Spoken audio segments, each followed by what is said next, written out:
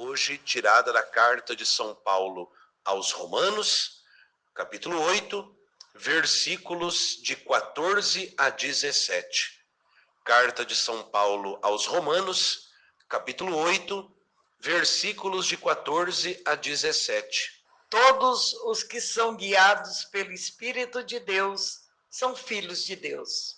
Porque vocês não receberam o espírito de escravos, mas para de novo estarem no medo, mas receberam o espírito de filhos adotivos, por meio do qual chamamos Abá, Pai. É o próprio Espírito que se une ao nosso espírito para testemunhar que somos filhos de Deus. E se somos filhos, somos também herdeiros. Herdeiros de Deus e co-herdeiros de Cristo, uma vez que sofremos com Ele, para também com Ele sermos glorificados.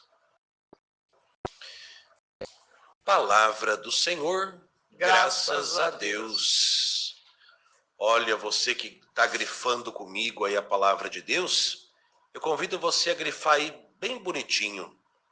O próprio Espírito que se une ao nosso espírito para testemunhar que somos filhos de Deus. E se somos filhos, somos também herdeiros. Que palavra de Deus profunda e bonita.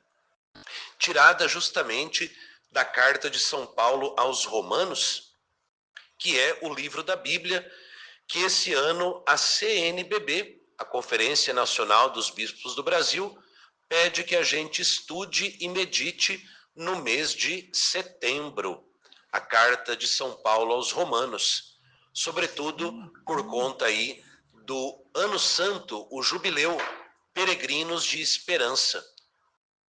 O lema, do nosso jubileu desse ano foi tirado da carta de São Paulo aos Romanos. A esperança não decepciona. E a carta de São Paulo aos Romanos, ela nos fala hoje de algo muito sério. É o Espírito Santo que testemunha que você e eu, pelo batismo, somos filhos de Deus. É o Espírito Santo. Não é a Dona Lourdes que está dizendo, não é o Padre Sérgio quem está dizendo.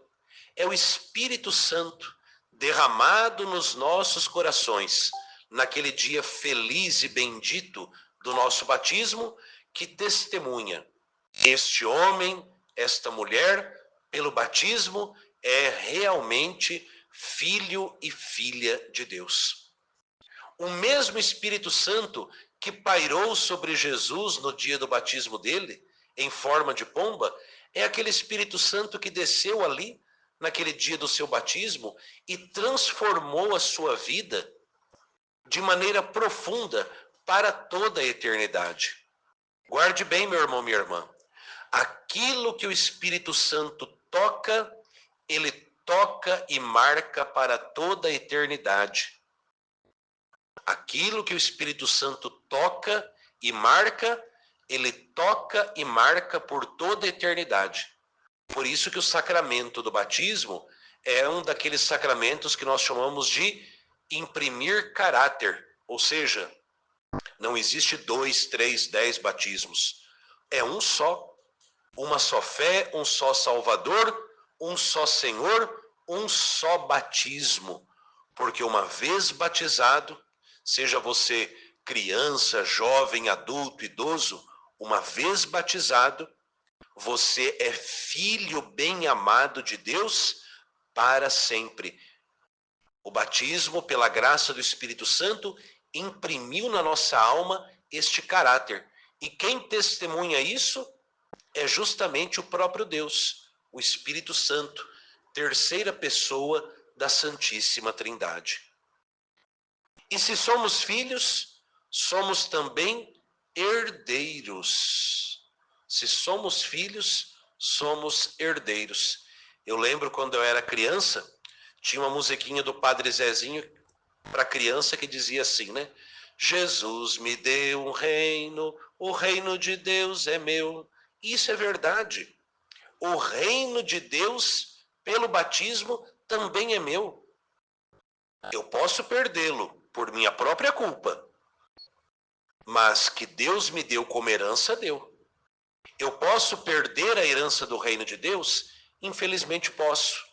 Se eu não viver conforme os mandamentos, se eu não viver conforme a vontade de Deus. Mas ali, no meu batismo, no seu batismo, Deus nos deu como herança o reino dos céus.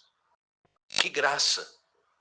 Sermos herdeiros do céu por misericórdia. Não fizemos nada para merecer isso. É o amor de Deus que nos deseja com Ele por toda a eternidade, que nos faz ganhar essa herança, fruto da paixão, morte e ressurreição de Jesus. Sejamos gratos a esse Deus que tanto nos ama e que nós, ao tomarmos consciência da altíssima dignidade que o batismo nos deu de sermos filhos de Deus, nós vivamos também com responsabilidade esta vocação sublime de sermos filhos do Pai, irmãos do Filho e moradas do Espírito Santo. Sigamos a nossa meditação da leitura deste livro tão bonito que Deus mesmo ditou a Santa Catarina de Sena, o Diálogo. E hoje o livrinho da Quaresma de São Miguel segue com esse escrito dizendo: contra quem se age, a quem se prejudica na prática do mal? Primeiramente contra si mesmo, depois contra o próximo. Então veja, quem pratica o mal, o primeiro a ser arruinado é aquele que praticou e, é claro, também depois os outros. A mim, ou seja, a Deus, não me prejudica. O mal que nós praticamos não prejudica a Deus. Deus não muda, ele é imutável. Mas o mal que nós praticamos prejudica a nossa vida e a vida daqueles que estão à nossa volta. Deus, dizendo, afirma a Santa Catarina: eu não posso ser atingido, a não ser no sentido de que considero feito a mim mesmo o que se faz ao homem. Será um prejuízo que leva à culpa, com privação da graça. E nesse caso, coisa pior não poderia acontecer. Que tristeza ficar privado da graça de Deus por conta dos nossos próprios pecados, hein? Ou será uma recusa de afeição e amor, obrigatório de mim? O que o pecado faz com a gente? O pecado gera em nós uma recusa do amor de Deus.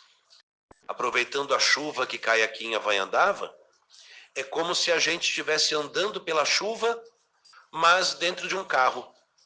A chuva cai, mas não me molha. O pecado faz isso com a gente. A gente está diante da graça de Deus, mas a nossa alma como que recusa receber a graça de Deus. Isso é muito triste, é muito danoso, viu? E o único remédio é a oração.